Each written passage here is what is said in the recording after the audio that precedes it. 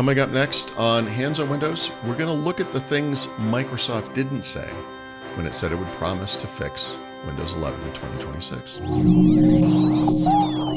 Podcasts you love. From people you trust. This is TWiT. Hello, everybody, and welcome back to Hands on Windows. I'm Paul Thurrott, and we're in the middle of a series of episodes concerning Microsoft's efforts to fix Windows 11 in 2026, which is fantastic. So we looked at some issues a couple of episodes ago. Last episode, I looked at the things Microsoft explicitly said it was going to do. But as I went through that list originally, I realized they haven't said some things. They haven't promised to fix some things that I think are major problems in Windows 11. So I thought we should go through that list this week. There is some good stuff happening. I want to be super clear about that. And we talked about some of that good stuff before. And Microsoft still hasn't discussed, for example, the changes it's made to OneDrive, where folder backup automatically enabling on you when you say no is less problematic than it was before. And if it does do that, or if you want to make a configuration change, there's some good UI in there to determine where those files are going to go. It's not perfect, but it is definitely a step forward. So as I read the Microsoft post about all the things they were going to fix, I was thinking to myself, wait a minute, I made a list. I made something I called the Windows 11 Encertification Checklist 2 years ago. And in this blog post, I stepped through all of the areas where I felt that Windows 11 was encertified. I'll use the G-rated version for this podcast. So does Microsoft promise to fix any of those issues, right? So let's go through them one by one. If you're familiar with Windows 11, and probably the biggest single complaint, if there is such a thing, it has to do with diagnostics and feedback, or what we call telemetry data. And starting in Windows 8, Microsoft started enabling this capability where it could automatically look into your PC and determine what the problems were, compare it to a database that they have up in the cloud, essentially. And then when they see the same problem across a lot of computers, they can fix those problems. Starting in Windows 10, they enabled that automatically when you first sign into Windows.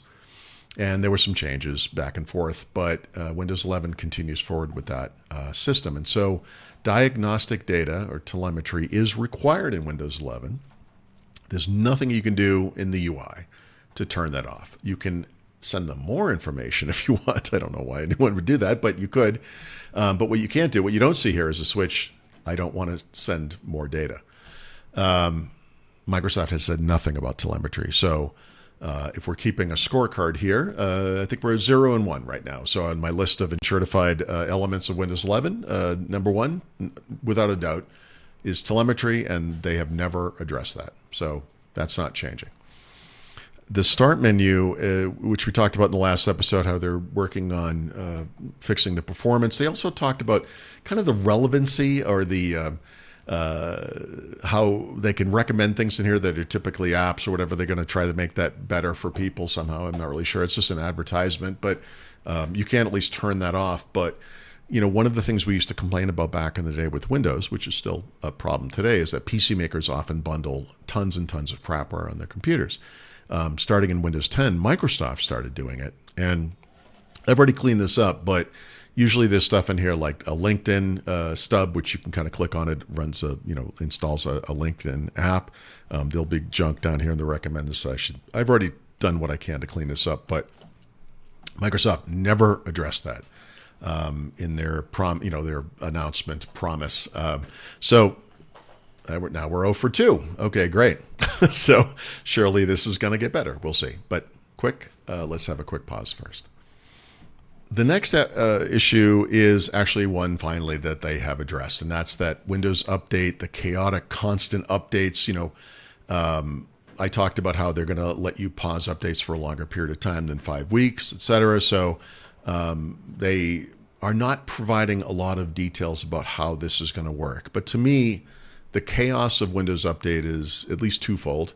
There is the constant series of updates that have new features, right? So they've renamed these things, but every month we get new features. Now it has been calmer this year than it was the past at least 2 years, but we still have this weird situation where we have security updates, bundled with new features, and you just have to accept them.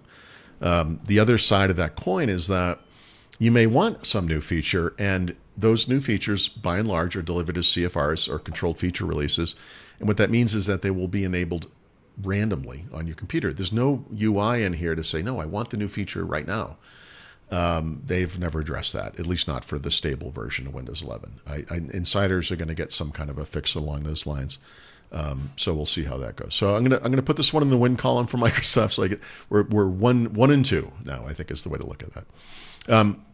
One of the other big issues, at least for enthusiasts, I don't think this is a big deal for most mainstream consumers, is that they force you to sign in with an online account when you first set up a new computer, right?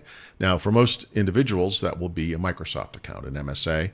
If you are part of a school or part of a managed organization, some kind of a business, government, whatever, you might have an account that they've provided for you. It's still a managed account, an online account.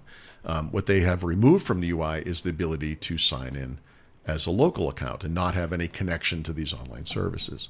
Now, you can in here go and convert this to MSA sign in to a local account. So that's there. That's a workaround. If you install Windows 11 using a tool like Rufus or some other third-party tools, we've talked about different fixes you can make during setup. You run a command line, reboot the system, etc. You can sign up with a local account that way, but they never discussed this. And I will say, after the announcement went out, there have been some people at Microsoft who've been tweeting, and at least one of them has said, yeah, this is something we kind of want to work on. We're going to see if we can get that in there, but Microsoft has made no commitment for that to happen in 2026. So I'm going to call that one a loss. This is going to be 1 and 3. I'll just bring up a empty page here. Microsoft Edge obviously is a huge problem in Windows 11, and it's for multiple reasons. Microsoft tries to coerce you to use Edge if you're not using it. They try to coerce you to use their preferred configuration, which sends them more data, which they can use to track you online and sell that information to advertisers, even if you do use Edge.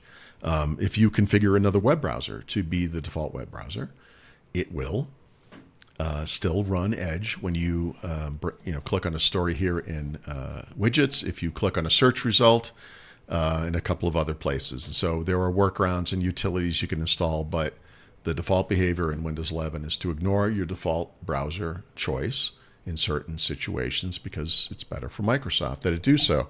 And they have never mentioned Microsoft Edge, so they've never said anything about that. And if I get the score correct in my head, I believe we're 1 and 4 now.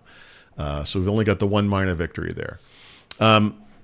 I don't have anything to show you for this one, but when Windows 11 first came out, one of the controversies was that it had what people would say were arbitrary hardware requirements. People saw it as a way to force customers to buy a new computer.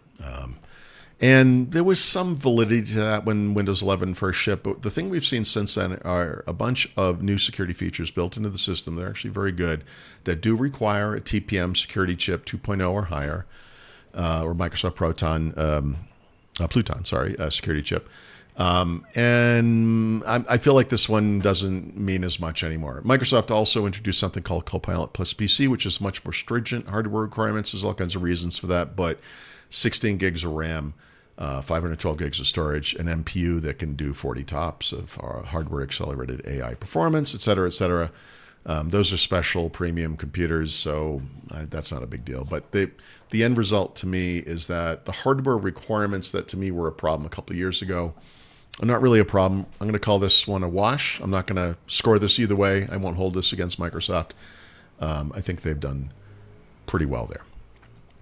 Now, I mentioned that the OneDrive thing, and we did an episode probably a month or two ago about this, and it's odd to me that they have never addressed this publicly to this day, but when you first set up a computer, I showed you how there could be a little yellow info bar up here that will allow you to actually prevent it from ever turning on folder backup in the first place, which is great.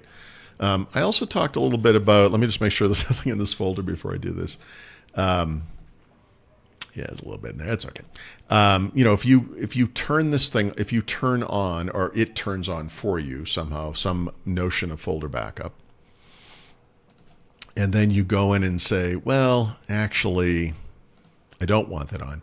You get this UI, and with this UI, you can choose what to do, right? You've got some files or folders or both that were in your local folder, in this case, documents. You've got some that are up in OneDrive. And in the past, if you turn this off, it would just keep everything in OneDrive. Now it's giving you the option, right?